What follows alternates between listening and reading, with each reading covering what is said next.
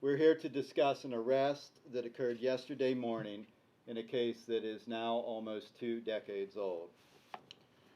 On July 27th of 2000, a 19-year-old woman was raped at knife point on the grounds of Penn State University's golf course, the Blue Course.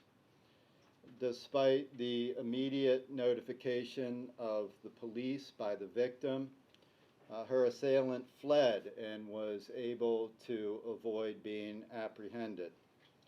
But he left behind a critical piece of evidence, his DNA. A profile was developed from that DNA by the Pennsylvania State Police Forensic Laboratory and was uploaded to CODIS, which is the National DNA Database. This occurred in 2001.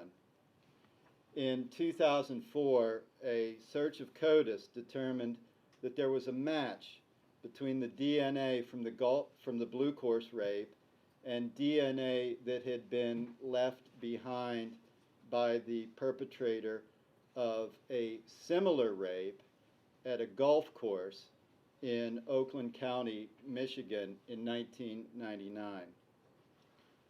So we had 2 rapes, one here and one in Michigan, both of which had the same DNA profile for the person who committed the rapes. Enter the man standing to my left, Detective Nick Sprevera.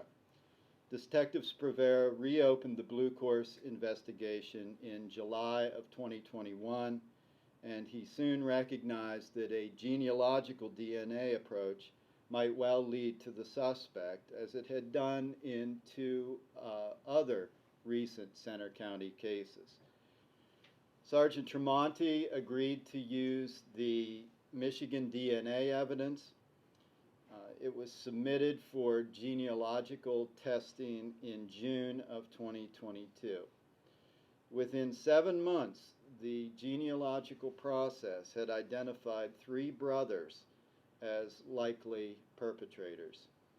One of those 3 appeared based on his age and the physical features as described by the victims to be the most viable suspect. So the Michigan police began conducting surveillance of this individual, and they eventually obtained a discarded coffee cup that had been used by the suspect on January 31st of this year. That cup was sent for DNA testing. The testing was done by the Michigan State Police Forensic Laboratory, and on March 20th it was determined that the DNA from the coffee cup matched the DNA profile of the perpetrator of the 1999 Michigan rape and the 2000 Blue Course rape. All belonged to a 51-year-old male named Kurt Allen Relema of West Bloomfield, Michigan. Mr. Relema was arrested yesterday morning, Monday morning, by the Oakland County Sheriff's Department. Detective Sprevera, Detective Rob Ruggiero of the Penn State Police Department, and Detective Steve Bozak, who's with us here today, of the State College Police Department, were all present for the arrest.